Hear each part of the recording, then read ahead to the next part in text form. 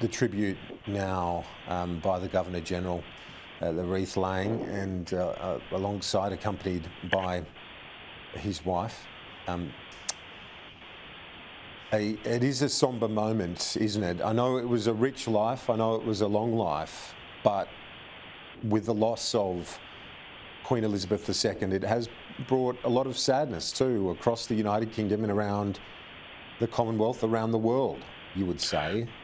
Such a huge figure, as we see now the Prime Minister and Katie Gallagher pay their respects to the life of Her Majesty Queen Elizabeth II. And a poignant moment for the new Prime Minister. He never had an audience with the Queen as Prime Minister, but he will be attending her funeral in London over coming days alongside the Governor-General.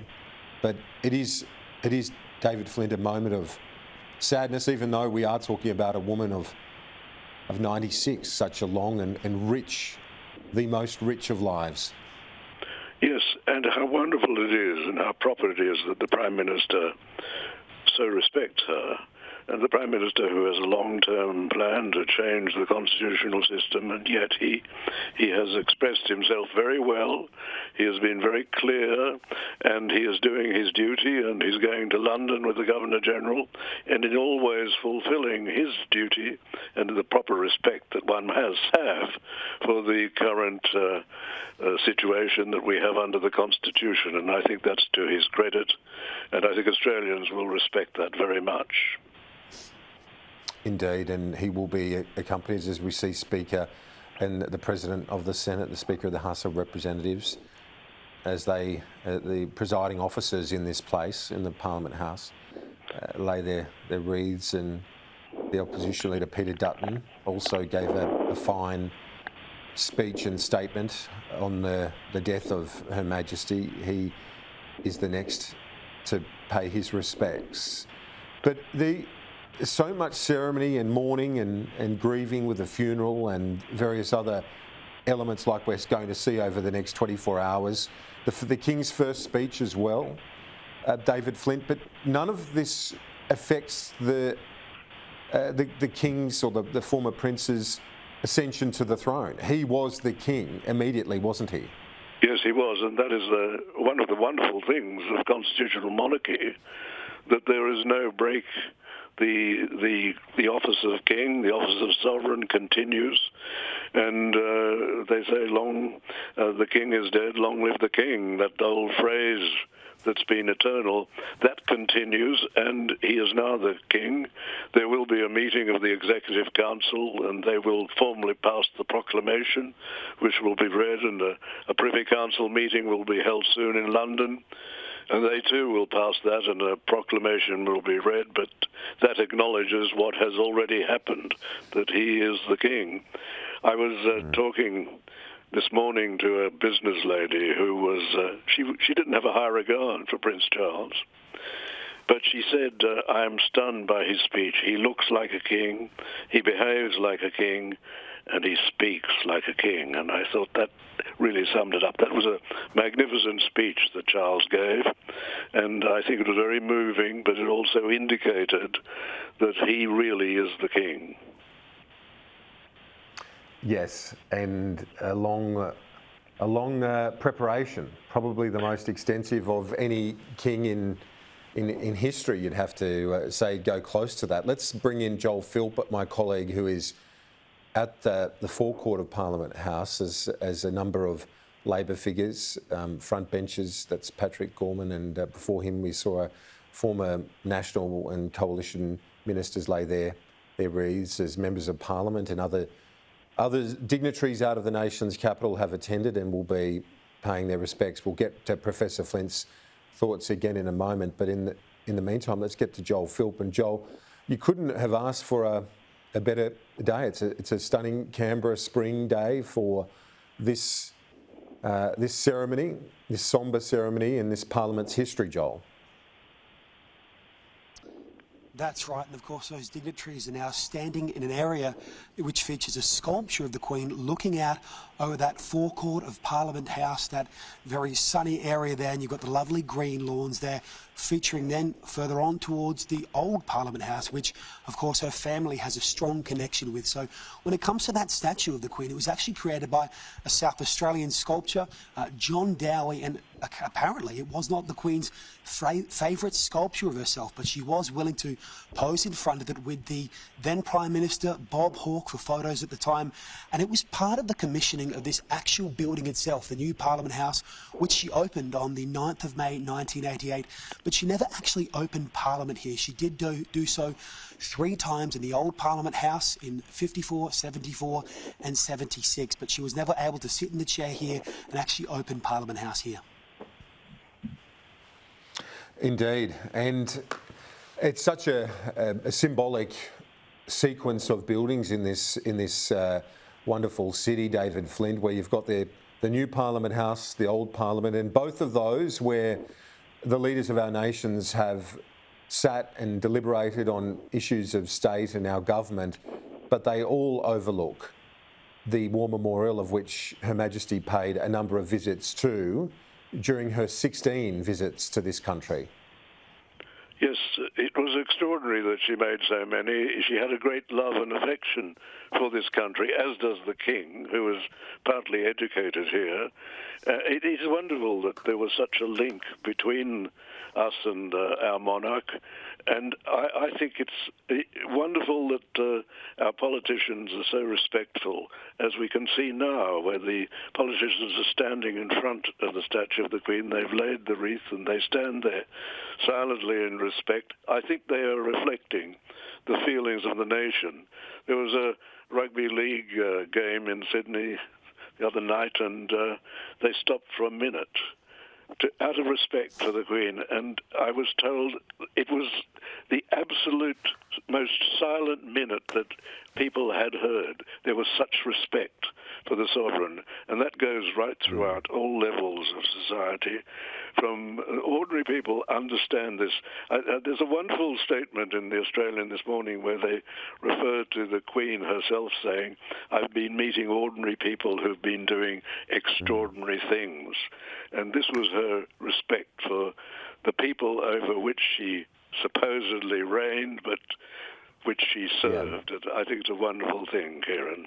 David Flint, this group there that you see, that's Vicky Treadell and the High Commission team, her senior diplomats from the High Commission. A sad time for them, and the High Commissioner told me yesterday, and our viewers, that on every posting she went on, she would have an audience with Her Majesty and as a High Commissioner, and she would give her insights, the Queen, on the country that Vicky Treadell was about, and other diplomats obviously are about to attend and visit. Now, it's all in confidence, but she said that they were some wonderful memories and but also some really important insights into the countries where she would go on to serve. And that's an important reflection as we see the ambassadors of other nations, including, I believe that's the ambassador from China, from Beijing, paying his respects alongside diplomats from other nations. But an important show of respect there from the Chinese ambassador as well, David Flint. But yeah, Vicky Treadell, the High Commissioner, her reflections I thought were really interesting, because it's not just about, many people say it's just a symbolic role, but this was a monarch who was heavily engaged in foreign policy and politics, although she wouldn't talk about it, she wouldn't engage in it publicly, but she was very much aware of what was going on, wasn't she? Oh, she was. She was surprisingly hard-working. People forget this, but she went through her boxes, as she referred to them, the red boxes that came in regularly with all the government papers. She didn't just hand them over and let them be signed with a rubber stamp. She looked at them and studied them closely. And what the High Commissioner has told you reflects what a lot of other people have done, and that is that they say that she is surprisingly well informed about all sorts of things. During the, for example, the problem that preceded the Australia Act, which was the fact that the states were still colonies, legally colonies of the United Kingdom, in that their governors were appointed by the British government on their advice. Trying to get out of that, the states wouldn't trust Canberra, and the Queen offered the solution, and that was that she be advised, not by one Australian, but by 7 Australians, and she didn't see any problem with that, and she made that special exception.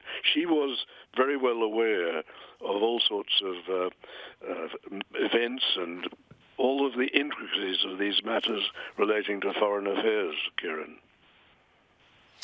Yeah, incredible. And Kim Beazley yesterday, former governor of WA and opposition leader, I heard his reflections as well, talking about how he didn't go into the detail. It's not appropriate to do that, but he did say that he was discussed at length issues including Brexit and Australia's view on that. Joel Philpotter's with us. Joel, you've been reporting here the last couple of days and seen the outpouring of emotion and support for Her Majesty and the grieving. Really, we've seen it across government houses around the nation, but here at Parliament as well. And while we see dignitaries here today, Joel, there've been everyday members of the public just wanting to come up with a show of respect and sign the condolence book, Joel. Yeah, that's right, Kieran. Look, there are a few special moments for me. One of them was realising, at the beginning of Friday morning yesterday that the security guards here and the police officers were already wearing their special uniforms. This was part of the process that had been very meticulously planned. And then beyond that, when Government House first opened up its doors to the public to sign those condolence books, there were some people that from 8 a.m. were really waiting to just move straight in, and they were, it's fair to say, royal fans, people that had a really strong connection to the Queen and that country in some way. And it was clear none of them wanted to speak to the media at that point in time, but they were really, really connected to her story. So we saw a trickle of people moving through here into Parliament House throughout the day, and it really wasn't until that death salute, as it's called, in the evening, that 96 volleys, in which we saw hundreds of people attending Parliament House here, and that's when it really felt like a moment of connection with all of the community here together. And from then on, the line to sign that condolence book, it was very, very long, as after the ceremony, people waited there to pay their respects to the palace, and of course those books will be sent across the other side of the world very soon. Joel, as you've been reporting on this ceremony today, it's one of a number of moments, a number of parts of this process which will last several days, including the proclamation, Joel, of the King tomorrow. Yeah, that's right. So that's a proclamation that will be read out by the Governor-General at 11 a.m. There'll be then a 21-gun salute, which will occur here at Parliament House at around midday. And, of course, flags here are flying half-mast, but there will be, for a period of time tomorrow, an ability for the flags to be flown at full mast once again as part of that proclamation process. So in terms of over the next few weeks in Australia, we're in a period of observance, which means that things like football games can still take place. It's not a period of official mourning, but there will be, of course, one formal day of mourning which takes place after the Queen's funeral. Professor Flint, that is an interesting point that Joel referred to there. So once the proclamation is declared, and while we have that with our Governor-General tomorrow, this evening in London, there is the Accession Council at St James's Palace, followed by the proclamation of the King. These are the processes that will take place this evening, Professor Flint, in London, followed by that declaration by our Governor-General. And it's interesting that point that Joel Philp made there, that once you have the declaration made, that the flags which will fly at half-mast until after the Queen's funeral, that they will fly at full mast when the King is formally declared, Professor Flint. Yes, that's in respect of the fact that we have a king And it's an acknowledgement that the king is being proclaimed, and the flags go up for a short time, and then they return back to the period of mourning, and they go at half-mast, and that also is appropriate. But it is part of this meticulous planning, as you rightly refer, the meticulous planning of the circumstances which will surround the burying of our beloved sovereign and the clear accession of Charles as king. Now, this is one of the very smooth aspects of the constitutional monarchy. But how wonderful it is here in the Parliament, because as the Constitution preamble says, we agreed to unite in an indissoluble federal commonwealth under the Crown and under the Constitution. And the Crown, the Queen or the King, is part of our Constitution, part of the Parliament. That's how the whole thing is organised. It reflects the constitutional monarchy and the fact that we have a Westminster system. We don't have an American-style executive presidency, and that is something which is being so respected today, Kieran. Professor Flint, it has been great to get your insights. We look forward to chatting to you over coming days as we pause and mark an incredible life. Professor David Flint, thank you for your time and your insights on a special moment here at Parliament House. Joel Philp is still with me. Joel, you've just seen the Prime Minister and Governor-General and others depart that ceremony. Yeah, that's right. Look, they've just moved through the marble foyer here, walking down these stairs, and there was really absolute silence as that group of people then headed back out through the front doors of Parliament House. It's quite cold out there now, so this is going to be a period in which the Prime Minister and the Governor-General are going to be working very closely together, a demonstration that Australians might be able to get about the role that the Governor-General plays as the representative of the monarch here in our country. And of course that will culminate in the Prime Minister and the Governor-General heading across to the UK to take part in the Queen's funeral. I'm told that they'll be flying on separate planes, but it is undoubtedly a period in which they'll get to know each other more. Joel Philp, I appreciate your efforts as well this morning. Thank you for that.